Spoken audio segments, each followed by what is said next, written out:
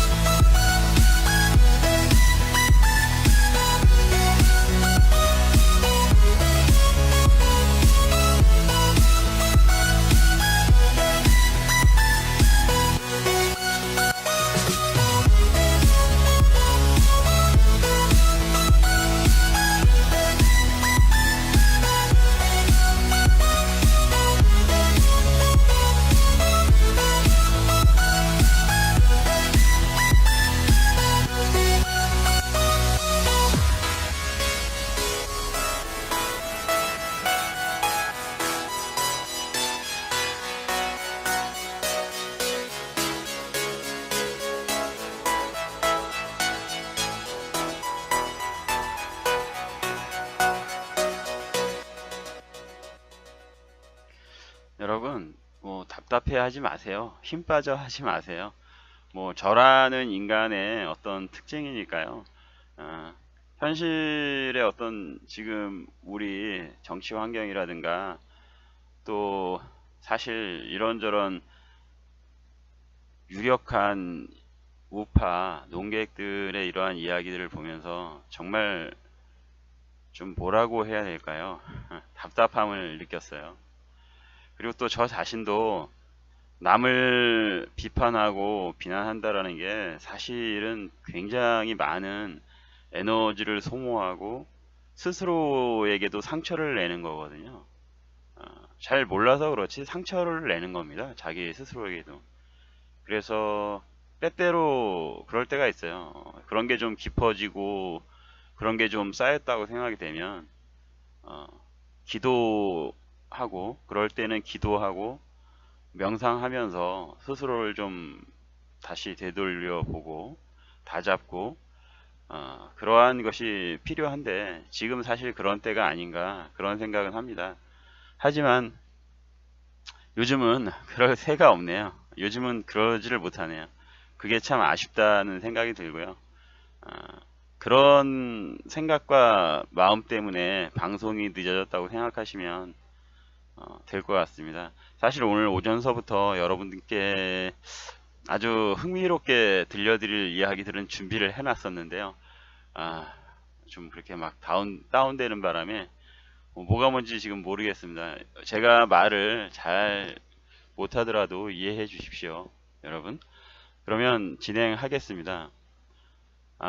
제가 그 어제 방송인가요? 어제 방송인가 그제 방송인가 보구나.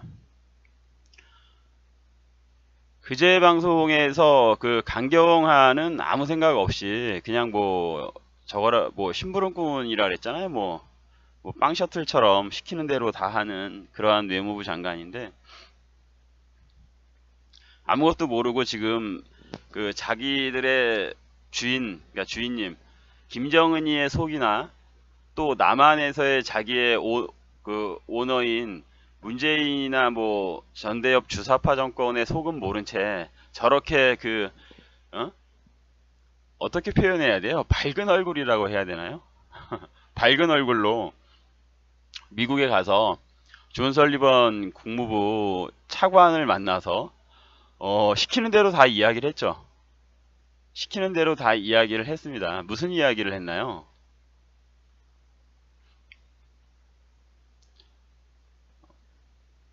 오늘 하려고 하는 이야기 중에서 아주 이것도 뭐 참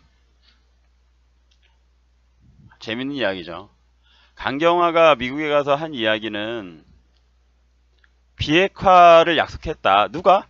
김정은이 비핵화를 약속했다라는 말을 했죠. 그리고 아주 뭐 핵심적인 거죠. 대화를 위한 보상은 없어 라는 말을 했어요. 뭐 짧지만 요약하자면 강경화가 요번에 미국에 가서 존 설리번을 만나서 한 이야기는 김정은은 비핵화 약속을 했고 대화를 위한 보상은 없어 라는 이야기를 한 거죠. 핵심적인 그 사안을 한 거죠. 그런데 여러분 이거는요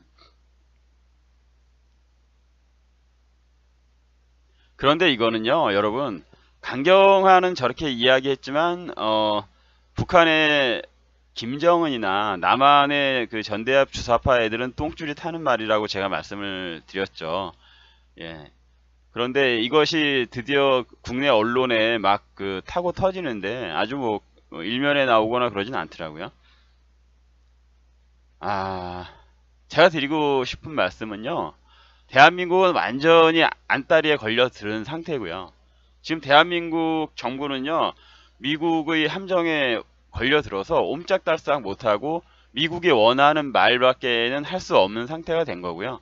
그래서 국내에 돌아와서도 언론에 저렇게 보도가 되고 있는 거고 미국에 가서도 그렇게 이야기를 할 수밖에 없었던 거예요. 어, 제대로 걸려 들은 거죠.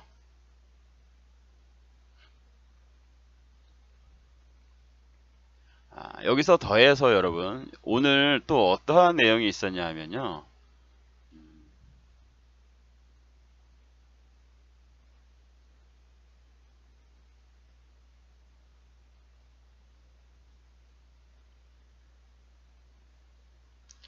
요거 아주 중요한 내용이에요. 요 조선일보 아침에 제가 딱 신문을 받아보면서 굉장히 인상 깊게 읽었던 내용인데요. 지금 제가 대한민국 기자하고 일본의 기자들에 대해서 비교를 해서 말씀을 드린 적이 여러 번 있었죠.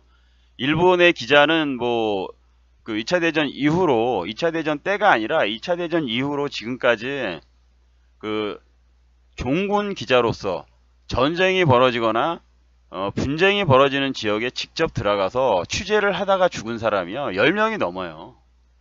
10명이 넘는 게 뭐예요? 2차 대전 이후서부터 일본의 평화 시기를 전체적으로 다 합쳤을 때는 진짜 뭐 가늠이 잘 안 될 것 같은데요. 뭐 제가 정확한 건 아닙니다. 근데 어 근래의 어떤 기준으로 이렇게 이야기를 하면은 지금서부터 거슬러 올라가서 한 20년 정도 거슬러 올라가면 지금서부터 20년 전까지로 보면 한 10명은 넘고요. 확실하게 10명이 넘고요. 10명이 넘을 겁니다. 그리고 뭐 2차 대전 이후로 지금까지 본다라면 뭐 얼마가 되겠어요? 거의 한 뭐 그 숫자가 그 20년 내에 그 정도 되는 걸로 봤을 땐 배 이상은 되지 않겠어요? 그런데 대한민국 기자는 대한민국 기자는 그 전쟁 지역에 가서 뭐 좋게 이야기합시다. 돌아가신 분 한 분이나 있나요? 종군 기자로 가셔서 뭐 어떻게 뭐 크게 다쳤던가 뭐 이러한 이야기를 들은 적도 우리는 한 번도 없죠.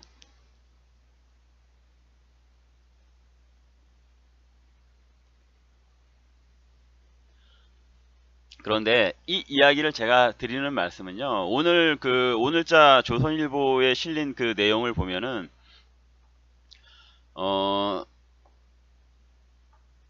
북한의 그 25년 정도 이렇게 그 북한을 취재하고 그랬던 일본인 그 기자인데요. 이시마루 지로라는 기자예요. 이시마루 지로 뭐 여러 가지 이야기하는 거는 뭐 너무 뭐 세세하게 이야기할 필요는 없는 것 같고요. 이 사람은 그 옛날에 그 좌익 운동을 했었던 친구고요. 그래서 뭐 우리나라 운동권에 대해서 뭐 그 일침을 가하는 그러한 그 내용도 있고 그런데요. 그건 뭐 다 생략하겠습니다. 뭐 여기서 오늘 제가 중요하게 생각한 건 다른 게 아니라 이 사람이 지금도 북한에 이시마루 지로라는 이 일본 기자가요, 놀랍게도 북한에 자신이 직접 돈을 주고 자신이 직접 돈을 지불해서 정보를 얻어내는 정보원이 북한 내에 10명이 있다라는 거예요.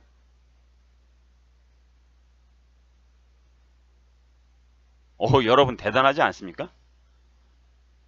일개 일본의 기자가 자신이 직접 북한 내에 정보원을 10명을 두고 있는 거라고, 돈을 직접 주면서.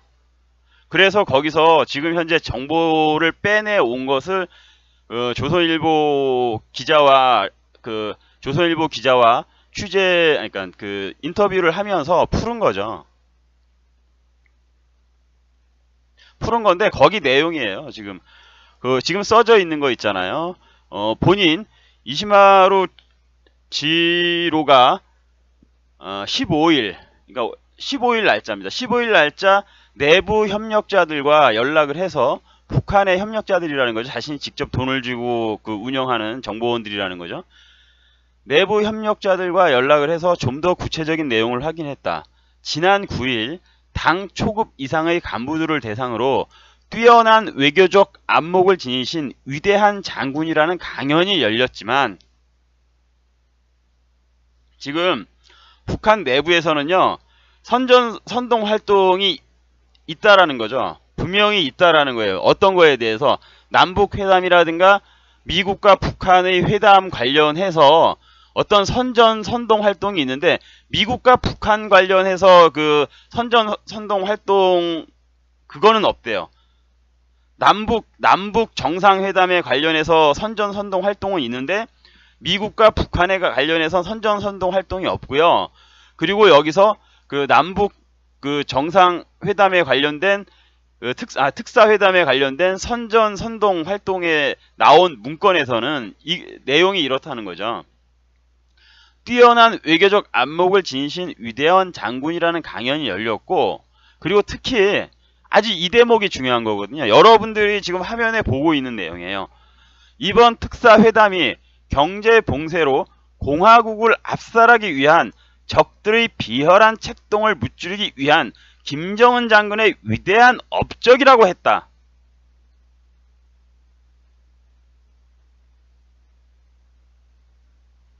그리고 남북과 미국과 북한 정상회담에 대해서는 언급이 없었대요.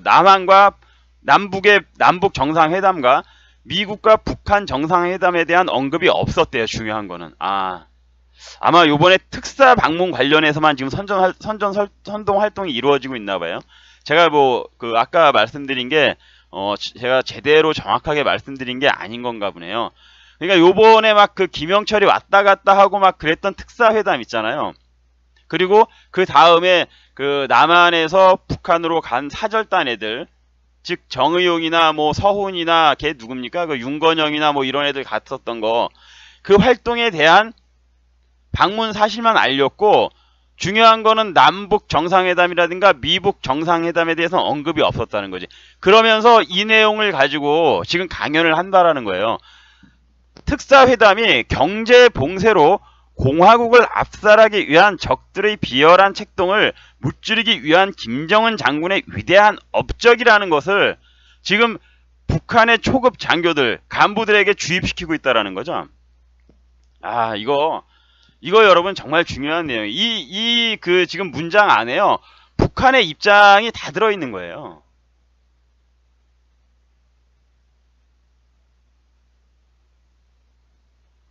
여러분 지금 이 내용 안에요, 북한의 입장이 다 들어있는 거라고.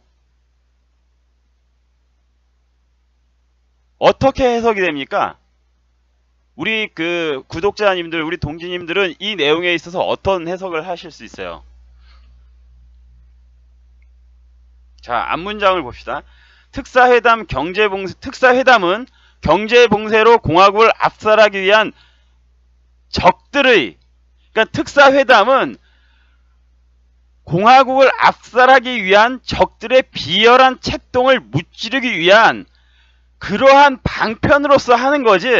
그러니까 김정은이의 위대한 업적이라는 것은 김정은이의 기존에 북한 애들이 기존에 해왔던 그러한 그 국제사회의 압력이라든가 국제사회의 제재가 있을 때마다 얍삽한 잔꾀로서 정말 그 공산당 애들이 기존에 해왔던 그러한 전략에 의해서 뭔가를 주는 척하지만 그것은 진짜로 주는 게 아니라 겉껍데기만 주고 겉껍데기만을 준 것으로서 제재라든가 북한을 압살하기 위한 책동을 분쇄해 온 그러한 행동을 다시 하는 것이다라는 것을 이야기하는 것에 다름이 아닌 거죠. 그 위대한 업적 역시 마찬가지로 옛날과 같이 그렇게 무찌르기 위한 김정은의 위대한 업적이라는 거야. 특사회담이. 특사회담은 그러니까 바보 병신 같은 남한 애들이 자신 김정은의 위대한 업적에 희생되기 위한 그러한 것일 뿐이다라는 이야기를 지금 하는 거죠.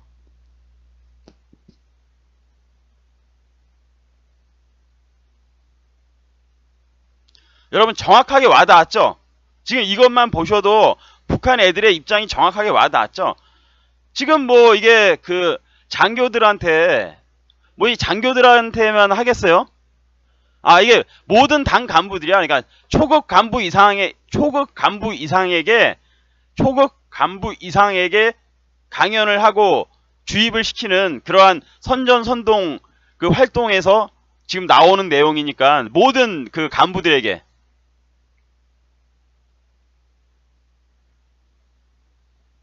폭이 없는 거죠.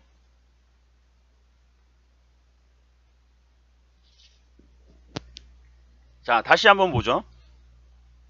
특사회담이라는 것은 적들의 공화국을 압살하기 위한 비열한 책동을 무찌르기 위한 김정은의 어떤 전략의 일환일 뿐이다라는 거야. 위대한 업적이라는 게. 그러니까 자기들은 예전에 이야기했던 것, 김정은이가 계속해서 이야기했던 것들은 다 지켜가면서 옛날과 똑같이 남한을 엿먹이고 국제사회의 제재를 피해가기 위한 그러한 일환일 뿐이다라는 것을 지금 설명을 하고 있는 거죠.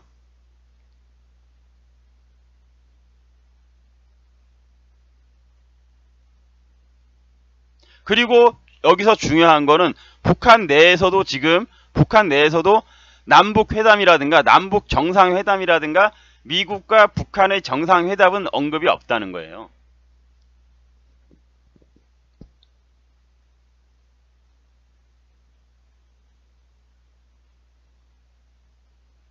여러분, 제가 오늘 그 썸네일에 붙인 이미지가 왜 그렇게 올라갔는지 이제 이해가 되시죠?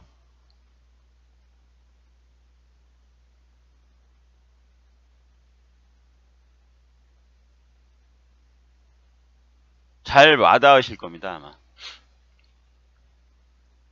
그래서 결국에는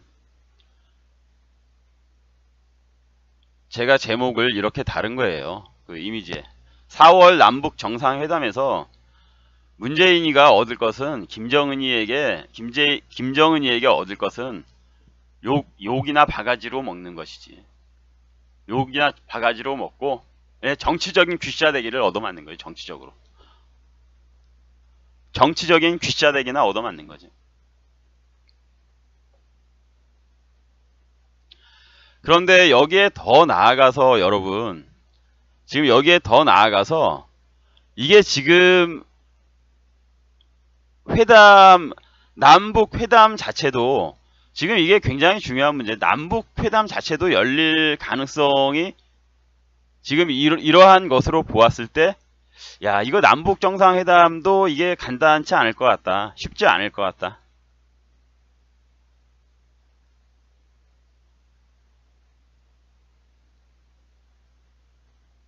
그렇게 느껴지시죠? 여러분도 느낌이 좀 오시죠? 아까 그런 내용을 보았을 때. 그러니까 강경화는 지금 북한 애들 속도 모르고 지금 남한은 완전히 그 트럼프의 그 함정에 걸려서 안짱다리 걸기에 걸려서 꼼짝도 못하고 국제사회에다가 백악관에서 다 공표를 해버렸잖아요. 그날 정의용이가 비행기 타고 날아가서 트럼프 만나갖고 트럼프가 그냥 바로 패스해. 야 필요 없어. 가서 그냥 이야기해. 네가 갖고 온 거 그대로 이야기해. 하는 바람에 트럼프가 뭐 강요한 것도 아니고 에? 지들이 가져온 거 그대로 해버렸으니까 국제사회에 북한의 완전한 비핵화를 약속해버린 꼴밖에는 안 되는 거죠. 그러니까 강경화도 미국에 가서 그런 말밖에 이제 할 수가 없는 거예요.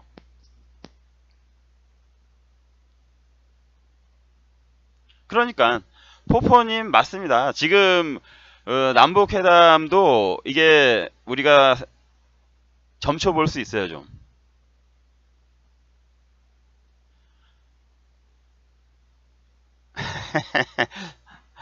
하나님 위대하신님, 그 제가 미국의 것을 갖다 정확하게 정밀하게 알 수는 없죠.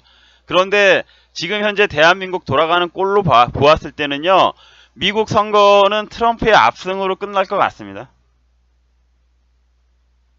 하나님 위대하신님, 지금 남한에 돌아가는 꼴로 보았을 때, 동북아시아가 돌아가는 꼴로 보았을 때, 트럼프가 역대 최고의, 미국에 있어서 최고의 대통령 자리를 넘볼 수도 있을 것 같아요.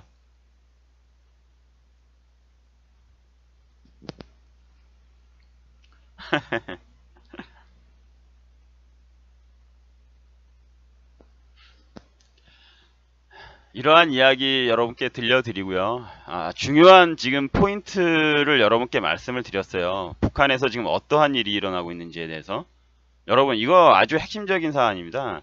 아침에 신문 보면서 제가 아주 그 반색을 하고 여러분께 말씀을 드리려고 하루 종일은 아니고 오전에 그러다가 오후서부터 그냥 급 그냥 그 우울 모드로 들어가 갖고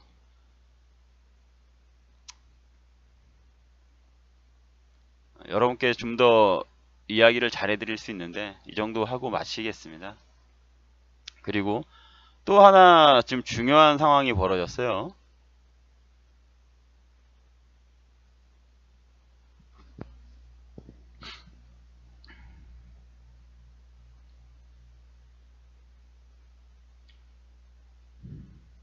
동시에 지금 이게 여러분 어떻게 흘러가시는지 느낌이 오셔야 돼요.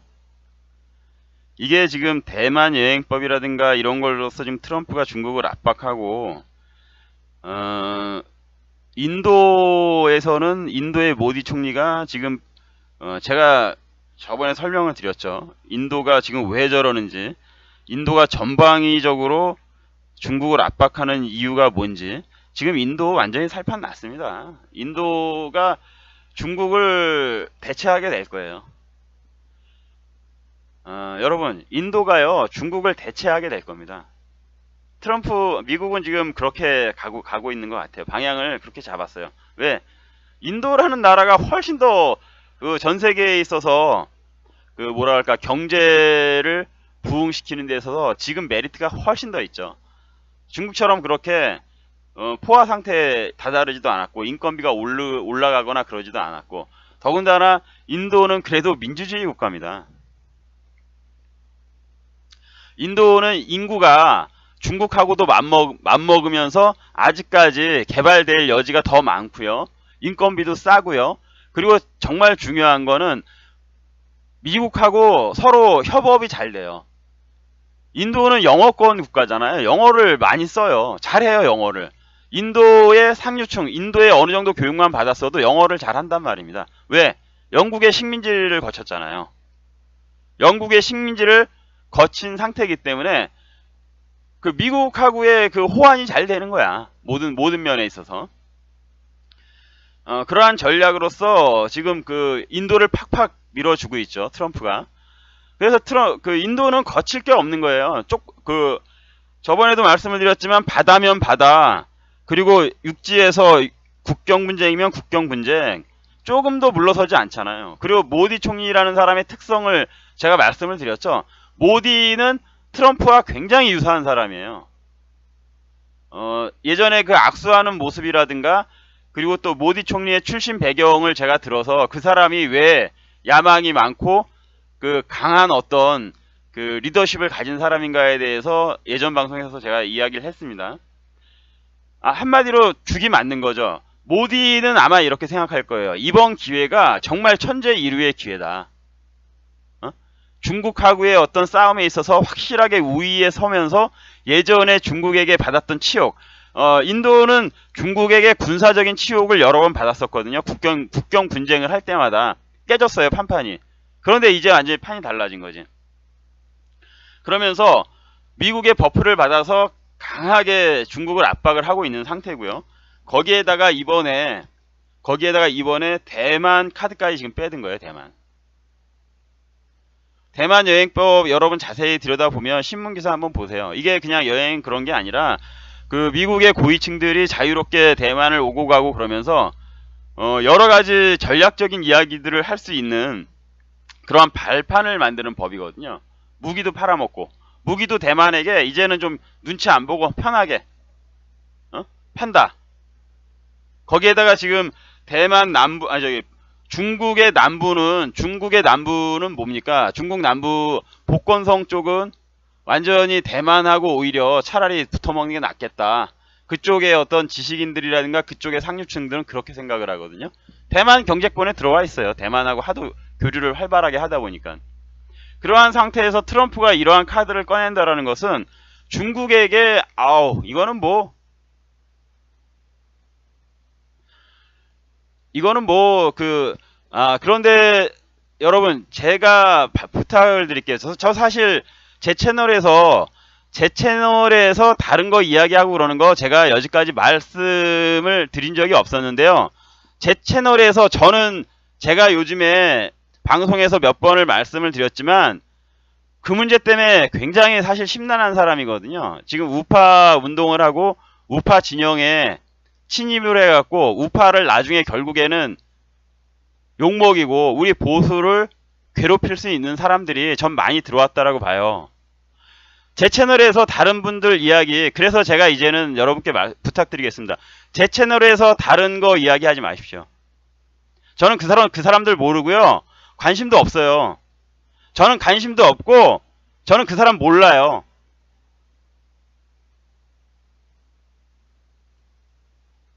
전 그 사람 채널 제대로 본 적이 한 번도 없어요. 그러니까 저한테 말씀하지 마세요. 그런 분들 말씀해 주지 마십시오. 예, 좀 죄송하지만 부탁드릴게요. 네. 저 지금 굉장히 그 문제 때문에 예민하거든요. 지금 보수 채널이에요. 보수 채널 사람들이 개인의 어떤 그 사익이라고 해야 되나요? 개인적인 그 욕망이나 개인적인 야망 때문에 이 유튜브라든가 그런 것을 이용하는 사람들이 너무 많아요. 많이 들어와 있습니다, 사실.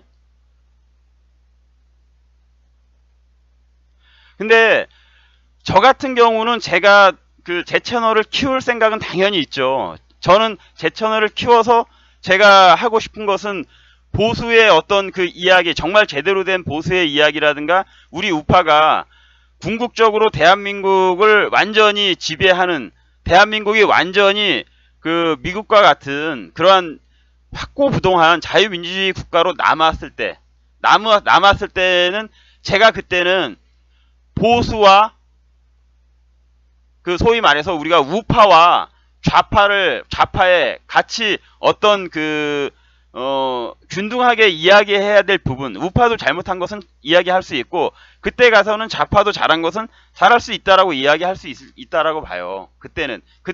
그 전까지는 저는 보수의 가치나 우리 우파의 이익을 위해서 계속해서 이 방송을 키워갈 생각입니다. 전 그거 하나는 확실하게 있고요. 그 목적이 저한테 있는 거예요. 하지만 저 그 외에 저는 뭐 정치적인 목적이라든가 그런 것은 없거든요.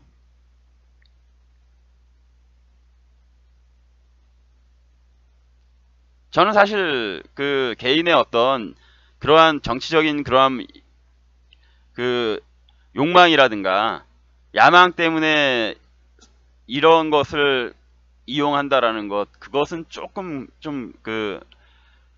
저에겐 잘 안 맞는 것 같아요.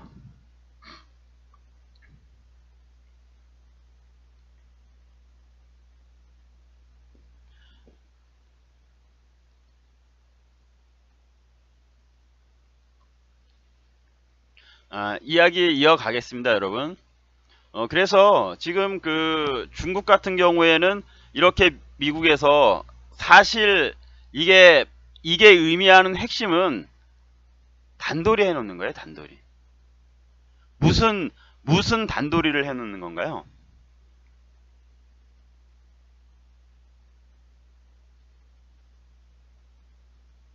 여러분, 이게 어떠한 단도리를 해놓는 거예요, 지금?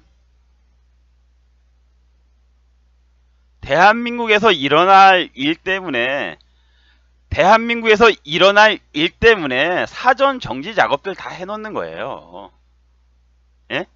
지금 대한민국에서 앞으로 일어날 일은요, 북한이 스스로 무너지거나 북한이 스스로 무너지지 않으면 그냥 인정사정 없이 때려버리는 일만 남은 겁니다. 응? 근데 스스로 무너지는 것도 곱게 무너지게 안 놔둬요. 그 기간은 길지 않을 겁니다.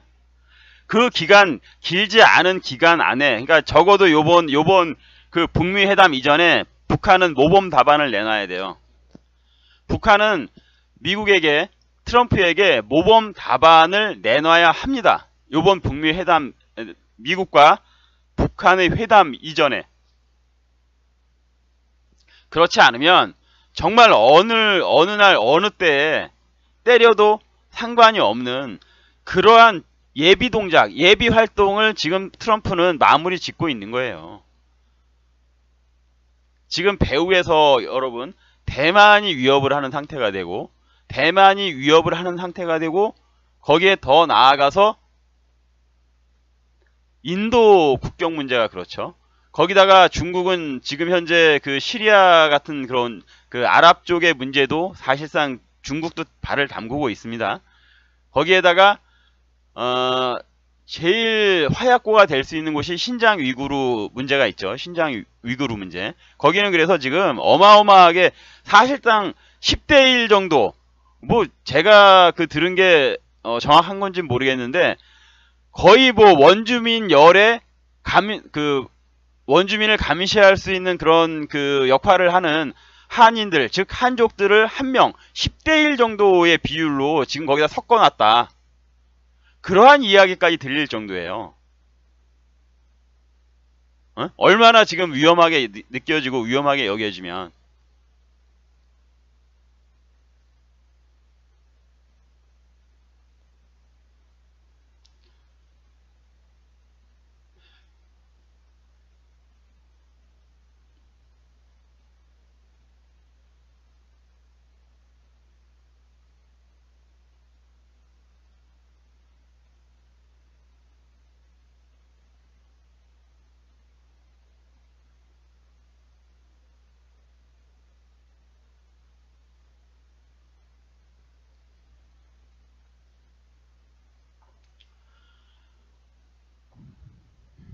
한번 보시죠. 언론에서는 이걸 가지고 시진핑의 영린까지 건드렸다 이런 식으로 그 표현을 하는데요. 영린은 무슨 영린을 건드려요. 잽이 됩니까 지금? 예? 진짜 막말로 이야기해서 미국은 지금 현재 전 세계를 다 등지고 살아도 지 혼자 살아도 살 수 있는데, 예?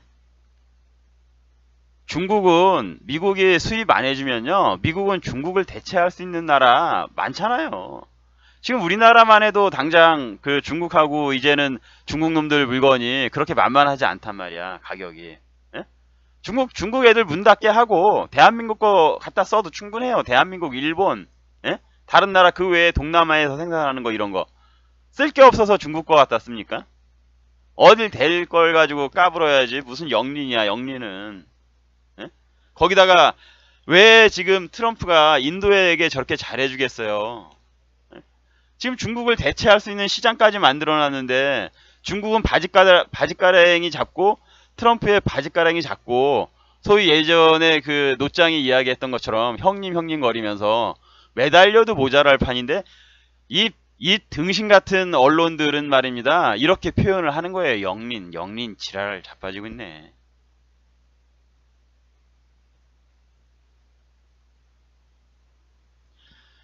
하지만 그럼에도 불구하고 지금 중국 애들은 자세를 낮추고 트럼프에게 대화를 요청하고 있답니다. 예. 그냥 읽어드릴게요. 도널드 트럼프 미국 대통령이 지난 16일 현지 시각입니다. 미국과 대만 간 공직자의 교류를 촉진하도록 하는 대만 여행법에 서명하며 전면적인 대중 압박 공세에 들어갔다. 관세 폭탄, 투자 제한 등 초강경 조치를 잇따라 내놓는 데 이어 G2 무역전쟁의 전선을 전방위로 넓히는 모습이다. 중국 정부는 자세를 낮추고 트럼프 측에 진지한 대화를 요청하고 있다. 지난달 미국산 닭고기에 부과해온 반덤핑 관세를 8년 만에 철회하며 여러분 들으셨죠? 예? 들으셨죠? 지들이 먼저 미국에게 예전에 그 관세를 부과했던 부분까지도 철회를 하면서 지금 납작 엎드리고 있어요. 먼저 8년 만에 철회를 했대요. 미국산 닭고기에 그 부과했던 반덤핑 관세를. 그게 대표적이다. 그러나 트럼프 정권은 공식 대화 채널까지 속속 끊으면서 무역 적자를 줄일 획기적인 방안이 나올 때까지 한 발자국도 물러서지 않을 기세다. 올해 중국과의 무역 전쟁을 불사할 태세를 거듭 밝혀온 트럼프의 정부의 공세는 미국의 중간 선거가 열리는 오는 11월까지 이어질 것이라는 관측이 나온다. 그리고 여기서 제일 중요한 건 그거죠. 미국과 중국의 수교 후에 40년 동안 고수해온 하나의 중국 원칙을 건드렸다라는 거. 그런데 여러분 원래 이런 거예요. 급하면 뭐는 못합니까? 지금 죽고 사는 문제가 달려있는데 미국으로서도 미국이 그 지금 압도적인 우위를 가지고 있지만 잽도 안 되지만 여기에서 물러서면요. 지정학적인 요인, 지정학적인 기지라는 것을 잃기 때문에 그리고 대한민국이라는 산업 기지를 잃기 때문에 미국은 대한민국을 놔두었을 경우 중국 밑으로 들어가게 했을 경우 미국은 그냥 끝나는 거예요. 그때서부터 그냥 그 하락곡선을 그리는 겁니다. 그런데 미국이 그렇게 급한 상태에서는 이런 그 협정, 이런 수교 협정, 예? 하나의 중국 원칙 이런 게 뭐가 필요 있냐고. 지금 우리가 냉정한 정말 미국이 중국에게 하는 것을 보아도 정말 냉정한 국제 관계에 있어서 원칙 그러한 것은 없다라는 걸 지금 우리가 보고 있는 거잖아요. 그런 게 없는 거잖아요. 지금 하는 거 보면. 예? 트럼프가 하는 걸로 보았을 때. 그러면 여러분 한번 봅시다. 대한민국이라는 나라가 그렇게 중요한 어떤 지정학적인 요인을 지금 가지고 있어요. 오히려 옛날에 7, 80년대에 여러분 오히려 옛날에 7, 80년대에 이런 지정학적으로 정말 중요하다 이야기했으면 그때는 오히려 그 좌빨들이 이야기하는 것도 설득력이 있었다라고 볼 수 있어요. 좌빨들이 옛날에 이야기했던 거 있잖아요. 지정학적인 요인 때문에 대한민국에서 미국이 나가지 않을 것이다. 제가 말을 잘못했습니다. 7, 80년대에 좌빨들이 이야기했던 건 오히려 7, 80년대에는 반대예요. 미국은 그때 당시에 정말 원하면 나갈 수도 있었습니다. 오히려 나가려면 물론 안 나갔겠지만 오히려 나가려면은 7, 80년대에 나가기가 더 쉬웠다고. 좌빨들이 그렇게 절대 안 나간다고 했을 때 물론 안 나갔겠지만 위대한 이승만 대통령께서 완전히 잠금장치를 해놓은 상태에서 열쇠를 버려버렸어. 응? 위대하신 우리 이승만 대통령께서 발목을 딱 서로 발을 갖다 딱 묶어버린 상태에서 수갑을 채운 상태에서 열쇠를 버려버렸어. 그래서 못 나갔겠지만 하지만 그래도 억지로라도 그것을 끊고 나가려면은 오히려 그때가 더 편했다고. 하지만 지금은 못 나가요. 지금은 왜 못 나갑니까? 지금 만약에 대한민국에서 미국이 철수를 하고 대한민국이라는 나라가 대한민국이라는 이 국가가 중국의 영향력 아래로 들어가면 대한민국에 있는 모든 기술 정말 대한민국에서의 지금 반도체 기술이라든가 이런 것은 전 세계 최첨단이잖아요. 여러 가지 대한민국만의 첨단 기술들이 있잖아요. 앞서가고 있는 게. 그러한 것들은 고스란히 중국으로 넘어간다라는 이야기고, 짱깨 새끼들이 미국처럼 점잖게 어? 기업 합병이라든가 이런 거 통해서 뺐습니까? 만약에 중국 밑으로 들어간다라면 그냥 귀싸대기 맞으면서 뺏기는 거지. 그럴 거 아닙니까? 그냥 들어와서 귀싸대기 날리면서 내나 이럴 거 아니에요. 이 짱깨 새끼들이. 예? 그렇게 되면은 대한민국이라는 기술, 대한민국이 가지고 있는 그 엄청나게 고도로 지금 산업화된 그 모든 자원이나 이런 것이 중국의 영향력 아래 고스란히 들어가 버리면 중국은 그걸 발판으로 엄청나게 경쟁력을 갖게 되는 거죠. 중국의 산업기술은 엄청나게 경쟁력을 갖추게 되고 일본과 대등하게 되겠죠. 거의 일본과 대등한 정도 수준까지 가겠지. 지금 중국이라는 나라가 그 부품 소재를 대한민국에서 다 수입을 해서 완제품을 만들어서 전 세계에 수출을 하잖아요. 예? 이제는 그게 아니지. 짓게 되는 거지. 수입하고 그러는 게 아니잖아. 자기게 돼버리잖아. 식민지처럼 해버릴 거 아니야. 그러한 상태에서 하면은 미국도 일단은 그 산업 경제 부분에 있어서도 미국도 골치 아파지는 거예요. 또 반도체 갖다가 첨단 무기에다 막 써버릴 거 아닙니까? 첨단 무기 만드는데 그런 데다가 삼성의 우수한 두뇌들 이런 거 다 가져가 갖고 무기 만들어 버리고 미국 대책이 없는 거지. 그래 돼 버리면 거기다가 그런 건 그것대로 다 가져간 상태에서 또 대한민국 땅은 식민지로 전락하는 거지. 예? 한마디로 쪽쪽 다 빨린 다음에 오히려 중국에서 만드는 거 우리가 사서 써야 되는 거야. 아이고 짱깨 형님, 아이고 짱깨 아버지, 우리에게 은혜를 베풀어 주십시오. 우리에게 제발 하회와 같은 은혜를 베풀어서 우리에게 물건도 좀 파시고 우리에게 화장품도 좀 파시고 우리에게 생활 필수품도 좀 파시고. 완전히 역전되는 거야. 이 무슨 병신 같은 짓입니까 이게.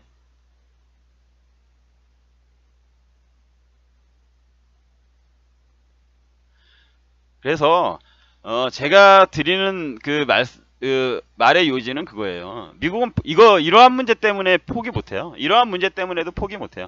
물론 이거 말고도 지금 현재 대한민국의 미국이 여지까지 지금 대한민국과 좋은 관계를 통해서 만들어 놓은 위대한 그러한 그 업적들이 많죠. 위대한 인류에 있어서의 보편적인 가치 같은 거. 대한민국을 통해서 성취한 위대한 가치가 있잖아요. 인류에. 예? 정말 다른 나라를 도와서 그 나라를 반듯하게 세우고 사람 만들어 놨다.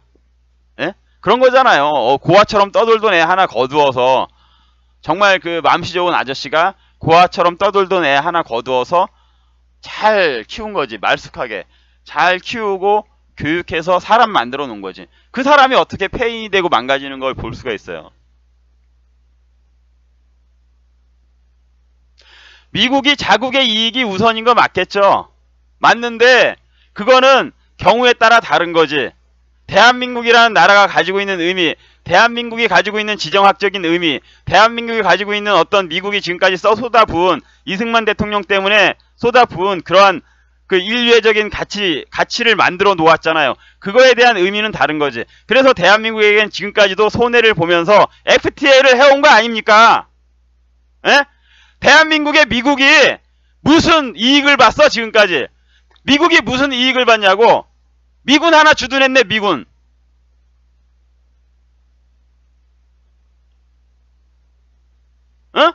미국이 무슨 이익을 봤어? FTA 때문에 맨날 손해보는데. 지금 그래서 미국이 열받아갖고 FTA 때문에 자국의 이익을 위해서 FTA를 갖다가 다시 하겠다는 거 아닙니까? 그런 이상한 이야기 좀 하지 말라고. 물론 대한민국도 대한민국의 이익을 위해서 싸우겠지. 다른 나라하고. 하지만 어떤 나라에 대해선 우리의 이익을 위해서 아낌없이 베풀고 퍼주는 것도 있어. 그게 바로 동티모르였잖아요. 동티모르.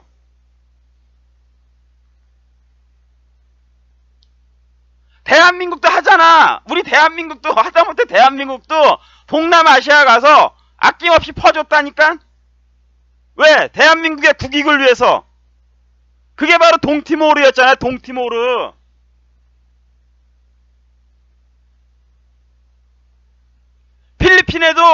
필리핀에도 지금 심심하면 군함 그냥 줘.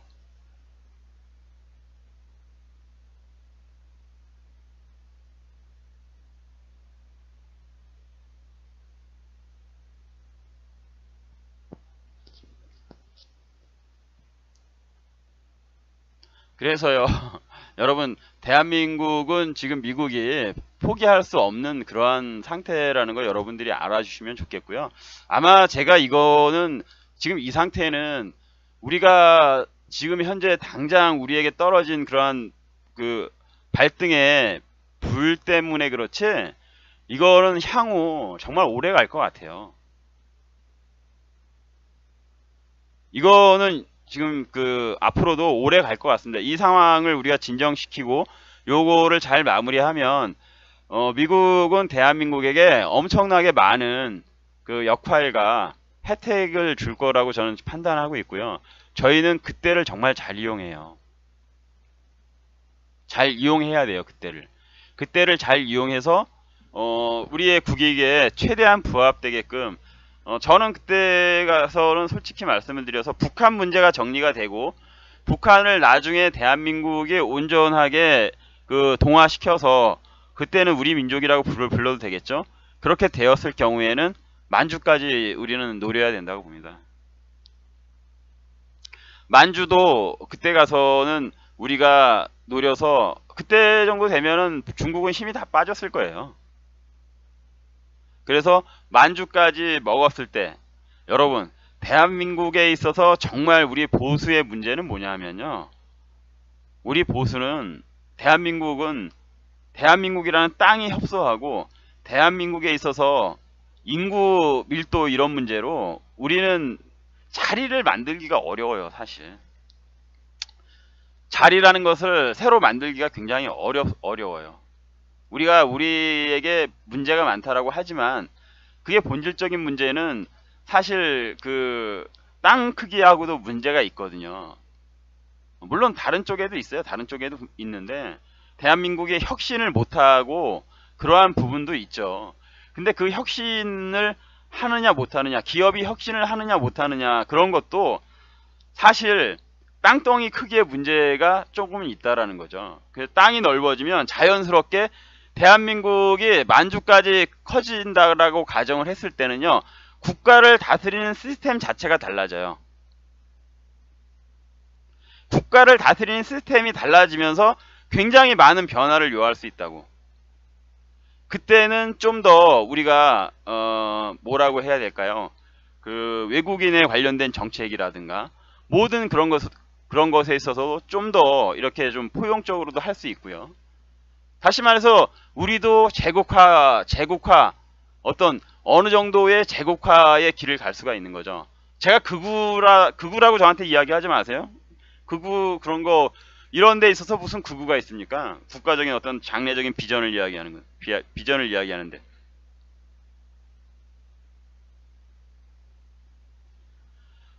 그런 거죠. 뭐 그 지역 패권 국가로서 어떤 영국이 지금 행하고 있는 것들이라든가 이런 것을 한번 잘 보면 우리가 답이 나올 수도 있고요. 예, 요 이야기는 일단 여기까지 하고 마무리 짓겠습니다. 예, 그래서 여러분들이 그 대한민국에 대해서 미국의 입장이라든가 미국이 어떻게 할 것이다라는 것은 그렇게 아시고 흔들리지 마시길 바라겠습니다. 흔들릴 필요가 없어요.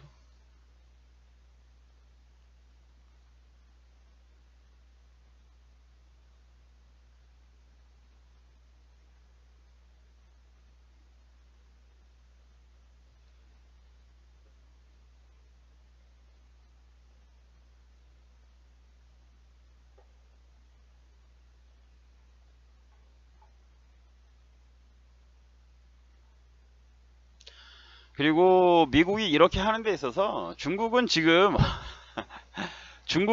자승자박을 한 상태이기 때문에요. 중국은 시진핑이 독재자의 길로 들어섰잖아요. 독재자의 길로 들어서고 여러 가지로 그 독재자의 길로 들어서는 배경이라는 게 중국 자체가 그렇게 하지 않으면 통치되기 어려운 상황에 빠졌기 때문에 중국 내부에서 묵시적인 동의가 있었다고 제가 여러분께 여러 번 설명을 드렸잖아요. 그러니까 중국 내부가 그렇게 어렵다라는 건 뭡니까? 외부로 힘을 돌리기는 정말 더 어렵다는 거죠. 거기다가 전선이 지금 아까도 말씀드린 것처럼 뭐 신장 위구르 그리고 티벳 문제도 사실 있죠. 티벳 거기에다가 어디입니까? 인도 문제가 있죠. 거기 뭐 동남아시아의 한두 개의 국가입니까? 중국하고 지금 분쟁을 벌이는 게. 거기다 요번에 쐐기포를 박는 거잖아요. 대만 문제, 대만. 그렇기 때문에 자기 스스로 여러 가지 문제를 자승자박을 했기 때문에 미국에게 감히 대들지 못하는 환경이 돼버렸죠. 그리고 미국이 그렇게 만들어 버렸죠. 만들어 버렸고 결국에는 중국은 이제 용도 폐기될 겁니다. 용도 폐기 절차에 지금 사실 들어간 거예요. 중국은 버려지는 겁니다. 미국이라는 그 국가, 거대한 제국에 의해서, 전 세계의 패권국인 미국에 의해서 잘 쓰여지고 잘 활용이 되어지고 지금 용도 폐기에 들어가는 절차를 밟고 있는 거고요. 그 다음에 미국이 그 중국 대신해서 같이 갈 파트너로 택한 게 어떤 시장, 경제적인 어떤 시장과 전 세계의 어떤 경제를 돌리기 위한 그러한 파트너로서 선택을 한 게 인도고요. 인도 정말 큰 나라죠. 크고 인구가 많고 아직까지 미개척 지역인 중국에 비해서 그러한 나라이기 때문에 중국을 대체할 나라가 있는 거지. 중국을 대체한 나라가 나왔기 때문에 그렇게 만들어 온 거죠.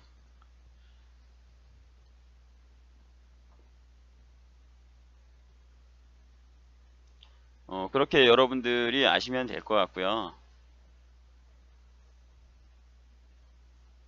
그리고 또 요 이야기는 제가 하고 넘어가야 될 것 같은데 지금 개헌 문제가 또 지금 요번에 터졌습니다. 개헌 문제가 문재인이가 지금 개헌 발의를 했죠.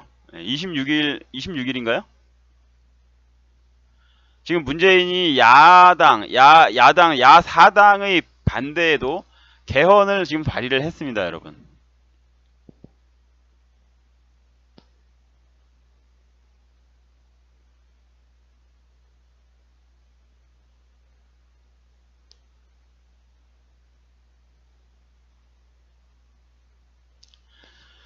아, 26일 헌법 개정안을 발의하겠다라고 했는데 지금 이게 어떻게 되는 겁니까? 이렇게 되면은 자유한국당의 개헌에 관련한 어떤 입장은 그거죠. 개헌안을 우리가 지방선거에 같이 할 수는 없다. 왜? 이 개헌이라는 게 얼마나 중요하고 또 얼마나 여러 가지 안이 있는데 그것에 대해서 국민에게 세세히 알린 다음에 개헌을 해야 된다. 그런데 그것을 알리고 국민들이 그것을 충분히 알기까지는 요번 지방선거까지 너무나 기간이 짧다라는 거죠. 100%. 예. 저는 100% 동감하는 이야기입니다.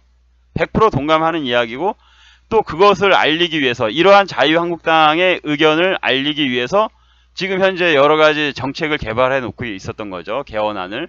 어저께도 설명드렸던 것처럼 뭐 이원 집정부제나 뭐 내각제 성격이 있는 그러한 어떤 안이나 이러한 것을 개발해 놓고 지금 우리는 이러한 쪽으로 하겠다라고 로드맵을 제시하니까 다른 조무래기 정당들이 다른 군소 정당들이 지금 자유한국당에 대해서 너희 거 좋아 다 찬성 이렇게 나온 거잖아요.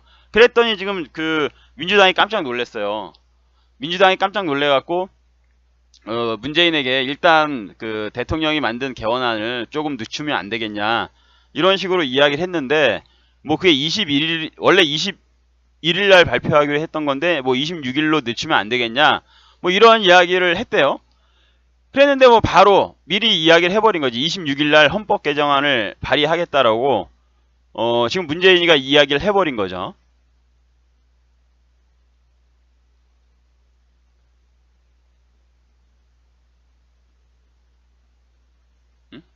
그러면 이게 여러분 지금 어떠한 의미가 있어요? 그래서 저는 지금 이러한 상황을 보면서 조심스럽게 이야기하지만, 지금 제가 조심스럽게 말씀을 드리겠지만, 이게 어떻게 보면 잘못하면 이번 지방선거가, 이번 지방선거권 때문에 자유한국당이 거리로 나오게 되는 계기가 되지 않나. 여러분, 지금 요번에 요 개헌안 요 문제가요, 굉장히 심각한 거거든요. 지금 그 문재인은 이 개헌안을 발의한 거는, 요 개헌안을 발의함으로 인해서 언젠가요? 며칠 이내에 문재인이가 26일 날 그 개헌안을 발의를 하게 되면은 국회에서는 가타부타 의사봉을 두들겨야 돼요. 의사봉을 개헌안을 발의를 했잖아요. 3월 26일 날 대통령 개헌안이 발의가 돼서 국무회의 심의 의결이 되고 개헌안 공고가 되면은 언제입니까?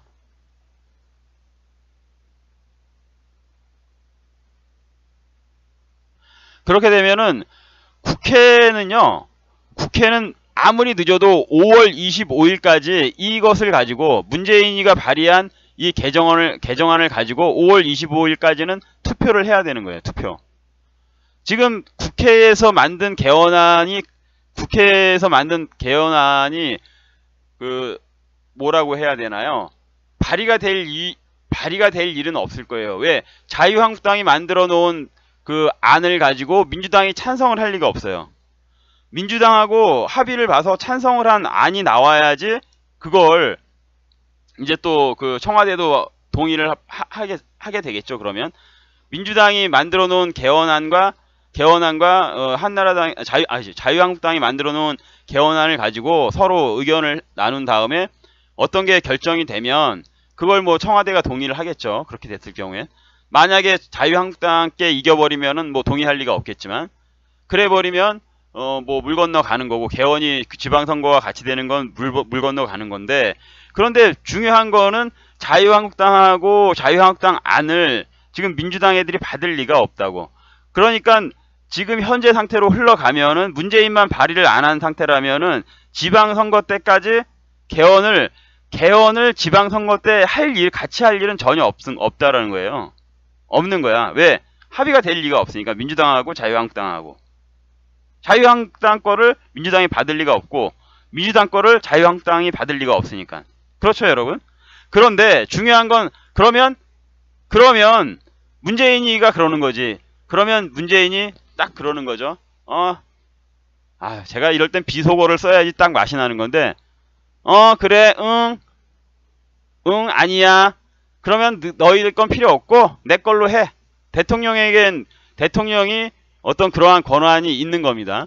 그러면 내 걸로 할 거야. 그리고 너네 국회는 뭐 하나 해낼 줄 모르니까 너희들은 바보 같은 놈. 너희들은 썩은 국회의원들. 너희들은 부정부패한 무능한 국회의원들이니까 내가 여지까지 그 소위 말해서 적폐를 해온 사람으로서 내 걸 가지고 요번 개헌을 할 거야. 이런 식으로 나오는 거죠. 그래서 이번에 개헌안을 발의를 한 거고요. 그렇게 되면 5월 25일까지 국회에서는 이거를 의결을 해줘야, 그러니까 투표를 해서 국회에서 투표를 통해서 결정을 해줘야 돼요. 부결을 시킬 건지, 부결을 시켜서 개헌을 아예 없게 할 건지, 아니면 가결이 되어서 문재인이가 내놓은 개헌안이 진짜로 국민투표에 붙여지는 거죠. 지방선거를 통해서. 만약에 가결이 된다라면. 그런데 문제는 가결이 될 이유가 없단 말이에요. 지금 문재인이가 이걸 내놨어도, 발의를 했어도, 그리고 또 국회에서 표결에 붙여진다고 하더라도 야당의 숫자가 월등하기 때문에 자유한국당 혼자만으로도 막을 수가 있단 말이야. 자유한국당 혼자만으로도 막을 수가 있어요, 지금. 그런데 문재인 진짜 이게 왜 이걸 하겠냐고. 자유한국당 혼자서도 막을 수 있는 게 뻔한 사실인데 왜 이걸 하겠냐고. 왜?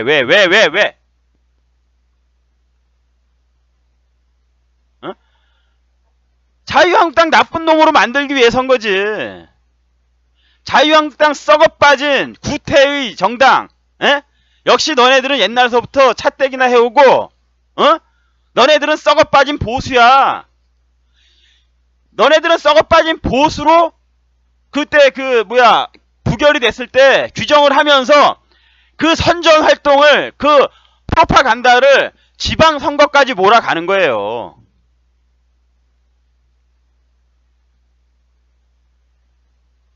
확실하게 이해되시죠? 예? 지방선거까지 만약에 자유한국당이 부결을 시켜버려. 자유한국당 당연히 부결시키겠죠. 이건 받을 수가 없는 거잖아요. 이 썩어빠진 개헌안을 어떻게 받아요, 이거. 독재의 개헌안을.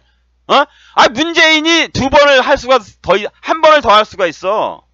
한 번을 더 할 수가 있어. 이걸 어떻게 받아. 그러니까 당연히 자유한국당은 거부할 수밖에 없는 거지. 그러면은, 그때 가서, 문재인은 5월 25일 이후에 부결이 된다라면, 정말 보수는 진짜 이 땅에서 없어야 될 존재. 보수는 정말 이것들은 그냥 다 불도저로 밀어서 바다에 빠뜨려 버려야 돼. 이러한 식으로 프로파간다를 할 거라고.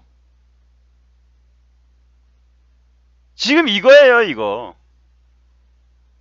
그렇기 때문에 문재인이가 이렇게 밀어붙이는 거예요. 근데 그것과 싸우기 위해서 지금까지 사람들을 설득하고 우리는 할 만큼 한다. 우리가 왜 개헌을 반대해? 우리는 개헌에 대해서 정말 노력하고 있어. 정말 너희들의 몇 배는 열심히. 국회에서 정말 노력했잖아요. 자유한국당은 개헌안을 놓고 공청회도 열고, 예? 사람들 모아놓고 연구회도 열고 설명회도 열고 그랬잖아요. 그런데 민주당이 뭐 했습니까? 문재인이가 뭐 했어? 지들끼리 청와대에서 밀실로 만들어낸 거지. 그런데 지금 그걸 막기 위해서 그렇게 노력을 한 자유한국당을 그렇게 욕해?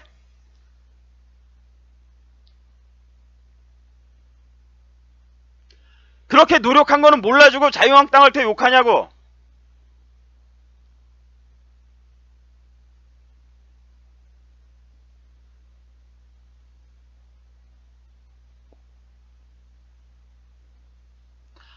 그 4년 중임제가 만약에 요번에 개헌안에 들어가면 다음 선거 때부터 되는 건가요? 다음 선거?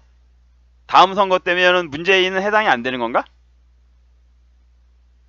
문재인은 해당 안 되는 거예요? 그러면 문재인이가 또 한 번 해먹는다는 말은 취소할게요. 문재인이가 또 한 번 한다는 말은 취소하고 다음 정권 이거 통과되면은 다음 정권은 뭐 불보듯 뻔한 거지. 아니 다음 정권은 이게 통과되면 그냥 끝난 거야. 보수는 척살되는 거야. 척살. 아니 별 상관없어. 그 상관없어요. 만약에 이게 민주당의 의도, 문재인의 의도로 된다라면 대한민국은 끝나는 건데 뭐. 아니 안 그러겠어요? 보수가 썩어 빠진 게 증명이 되는 거 아니야. 투표로서 증명이 되는 거잖아. 그러니까 뭐 그건 필요 없는 거야. 그래 중요하지 않아.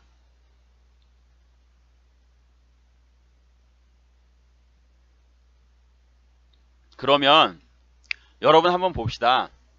제가 그래서 아까 여러분께 오늘 영상을 조금 보여드릴게요. 오늘 제가 가지고 있었던 영상을 여러분께 조금 보여드리겠습니다.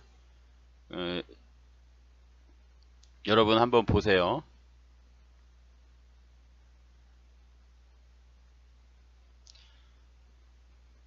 요걸 한번 보십시오. 요게 좀 저는 마음에 걸리더라고요. 한번 보세요.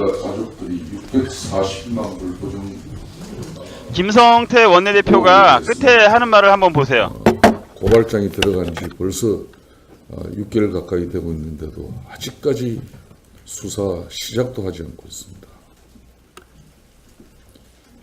이재명 성남시장의 네이버를 비롯한 경기도의 주요 기업들로부터 협찬 기부를 통해서 희망살림의 5년의 사업에 그 협찬 기부금이 쓰여지지 않고 성남FC에 사용되어진 부분에 대해서 우리 당에서 고발 제기한 부분도 역시 수사가 이루어지지 않고 있습니다.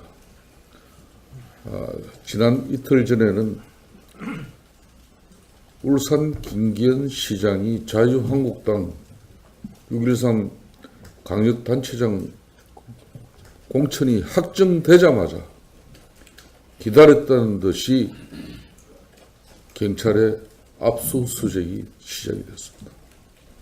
지금 문재인 정권이 전방위적으로 벌이고 있는 이 무시무시한 야당 탄압, 잘 들어보십시오. 마지막에 잘 들어보세요. 선거를 자유한국당이 제대로 치러내자 낼 수가 없는 그런 공포감에 많은 후보들도 흔히 말하는 내사다, 뒷조사다 이래서 유력 후보들이 아예 출마 자체를 포기하고 마는 그런 엄청난 지금 공안 정국을 조성하고 형성하고 있는 이 문재인 정권이 그렇게 해서 대통령 간제 개헌안을 6.13 선거에 덧붙여서 국민들의 어떤 판단을 이끌어내고자 하는 것인지 자유한국당은 심각하게 이 엄중한 상황에 대해서 특단의 대처를 할 것임을 천명합니다. 저거 여러분 뭐 그냥 지나가는 소리라고 들리실 수도 있겠지만 지금 상황에 비추어 봤을 때 저는 굉장히 심각하게 들립니다. 그리고 마지막에 일부러 김성태 원내대표가 이 이야기를 했거든요. 원래 자기 발언 시간이 다 지나고 그랬는데도 불구하고 다시 마이크를 잡고 이 이야기를 했는데요.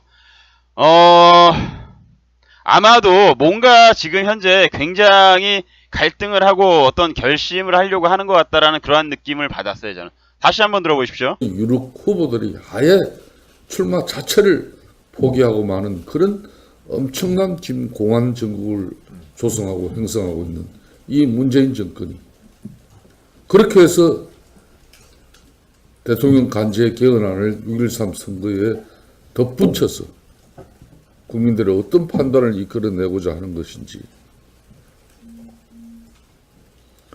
자유한국당은 심각하게 이 엄중한 상황에 대해서 특단의 대처를 할 것임을 천명합니다. 자, 여러분, 저는 이 특단의 대처라는 게 딴 게 없거든요, 지금. 솔직히. 여러분, 이게 사실 딴 게 없어요. 이게 딴 게 없단 말이야. 어? 그러면 뭐가 있겠어요, 뭐가. 그래서 아까 제가 조심스럽게 말씀을 드린다 그랬어요. 네? 어쩌면 이걸 계기로 자유한국당이 거리로 나올지도 모르겠다. 자유한국당이 지금 그렇잖아요. 요번에 뭡니까? 서울시장 후보도 사실상 정말 엄청난 협박이나 압력이 갔을 거예요. 서울시장도 요번에 이석연인가? 못하겠다고 했잖아요. 에? 근데 엄청나게 협박이나 그 압력이 갔을 거라고. 그러니까 다시 말해서 정말 자유한국당이 선거를 제대로 치를 수 없을 정도의 상황이다. 아니 사람이 어떻게 들어오질 않는데 이건 뭐 군사 독재 시대 때도 없었던 일인데 에? 아예 원천 봉쇄를 하잖아. 자유한국당에 출마를 하겠다 이런 사람들은 정말 털어서 먼지 하나 없는 사람이 어디 있어요? 웬만해선 배현진 아나운서 같은 경우는 어리잖아. 어려서 뭘 아직까지 그렇게 해먹을 그리고 위치가 뭘 해먹을 게 없었잖아. 아나운서가 무슨 뭐 거대한 권력이 있는 그런 자리도 아니고. 이 사람은 아무거 탈탈 털어도 그런 게 없으니까 꺼리낄 게 없으니까 자유한국당에 왔지만 기존 정치인 중에서 이러한 식으로 이 문재인 정권 이 쓰레기 양아치 같은 것들이 뒷조사를 하고 파면 안 걸릴 게 어디 있겠냐고. 그러면 맞아, 얼굴이 권력은 맞네. 그건 맞네. 얼굴이 권력은 맞네. 맞아요. 그거 맞는데. 그러면 기존의 정치인들은 누가 출마를 하려고 하겠냐고. 자유한국당 간판을 달고. 안 그렇겠습니까? 그래서 만약에 정말 아무도 안 들어오는 이런 사태가 벌어지면 그때는 지금 좀 전에 이야기한 특단의 대책이라는 건 전 보이콧 같은 거 같은 느낌이 드는 거죠. 보이콧 같은 그러한 느낌이 드는 거지. 투쟁으로 거리로 나올 것 같다. 어쩌면 이것을 계기로 자기들 발등 찍는 거지. 근데 여러분, 이거는 정말 어찌됐든 간에 자유한국당은 지금까지 하려고 했습니다.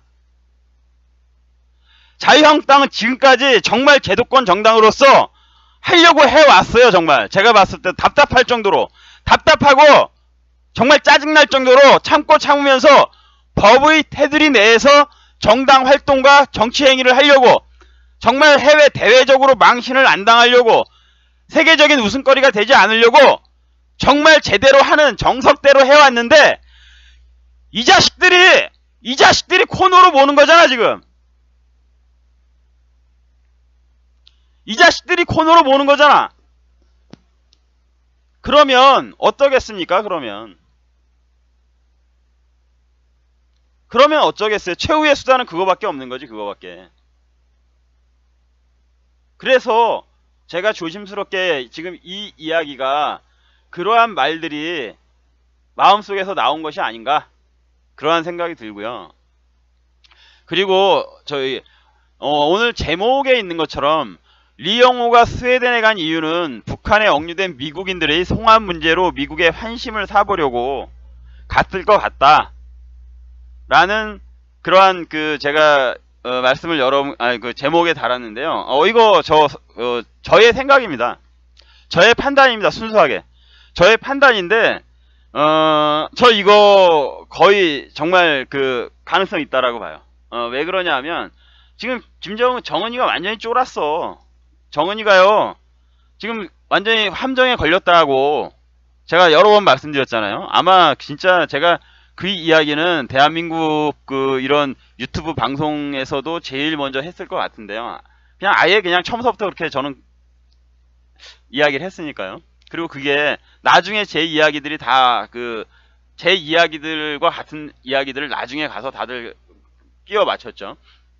그런데 이거는 제가 왜 이렇게 판단을 하냐 하면, 지금 북한 애들이요 정말 지금 뭔가 잘못했다고 생각하고요, 미국에게 사실상 뭐라 그럴까요, 선물을 주는 거죠. 몰래 선물을 몰래 스웨덴을 통해서 미국에 접촉을 하는 거야. 그래서 지금 북한이 가지고 있는 카드 중에 하나거든요. 북한에 억류되어 있는 미국인들. 그러니까 이것들이 미리 한번 선수를 쳐보는 거지. 미국 애들이 어떻게 나오나. 미국 애들이 우리가 우리가 억류하고 있는 미국인들 3명을 트럼프 형, 우리가 데리고 있는 미국 애들 3명 형 돌려줄게요. 형님 돌려줄게요. 그러니까 정말 제일 작은 제재 하나 풀어주면 안 될까? 응? 리용호가 지금 스웨덴에 가서 스웨덴을 통해서 미국에게 지금 그런 말을 속삭이고 있는 것 같다라는 느낌이 드는 거예요. 에? 트럼프 형님, 지금 북한에 가지고 있는 확실한 카드가 이거밖에 없거든요. 지금 북한 애들이 미국에게 접촉해서 이야기할 수 있는 확실한 카드가 억류한 미국인들 3명 이거밖에 없어요. 그래서 지금 스웨덴을 통해서 타진을 하는 거지. 형님 제발 요번에 내가 3명 보내줄 테니까, 형님 진짜 보내줄게. 나의 어떤 진심을 좀 믿어줘. 3명 보내줄 거니까요 형님. 제재안 중에서 제일 약한 거, 제일 조그맨 거, 그거 하나 풀어주면 안 될까? 그거 하나 풀어주면 안 될까? 지금 요게 딱 요걸 노리는 것 같다는 거지. 여러분, 집에서 아이들을 혼낼 때요, 집에서 아이들을 혼내면은 아이들이 부모에게 어떠한 태도를 취합니까? 시간이 지나면 아이들이 부모님에게 살짝 간을 보죠. 아버지나 어머니가 얼마만큼 풀어졌나, 아버지나 엄마가 정말 얼마만큼 이게 화난 건가, 이러한 것을 테스트를 하잖아, 아이들도. 응? 지금 얘네들이 딱 보는 거야, 그거를. 지금 이영호를 보내갖고 그걸 딱 테스트해 보는 것 같아요. 그래서 아이들도 엄마가 조금 누거진 것 같으면 아이고 내 새끼 조금 많이 아팠지? 좀 아팠지? 그러면서 톡톡 쳐주거나 이러면 그 다음에 또 기가 살아갖고 머리 꼭대기에 올라서려고 하잖아요. 그죠? 지금 요것들이 그런 식으로 지금 하나하나 요게 통하면 요걸 한번 던져보는 거야. 미국 애들이 정말 지금 어떤가. 미국 새끼들이 정말 요번에 이상한데? 하지만 너희들이 그럴 리가 없어. 그러면서 요걸 가져가면 미국 애들이 요번에 또 반응이 좀 달라질 거야. 요게 달라지면 미국 애들이 약간 약한 모습을 보이면 그 다음에 또 전략을 세우는 거지. 그 다음 전략을. 회담에 관련해서든 뭐든지 간에 미사일에 관련해서든 모든 것을 정립하기 위해 판단하기 위해서 리용호가 아마도 그 북한에 억류된 미국인들을 가지고 뭔가 쇼를 해보려고 미국의 간을 보려고 지금 가서 접촉하고 있는 것이 아닌가 이러한 생각이 들고요. 사실 그런데 여러분 지금 이러한 행동 자체가요. 지금 북한의 리용호가 이런 식으로 가서 이렇게 행동하는 것 자체가 정말 궁지에 몰렸다는 뜻입니다. 정말 북한이 궁지에 몰렸고요. 북한이 지금 현재 옴짝달싹을 못하고 있다라는 하나의 반증이기도 하고요. 이걸 갖다가 미국과 북한의 물밑 거래가 이루어지네 마네 이러한 이야기가 또 많길래 저는 그렇게 그거 아닐 거라고 보거든요.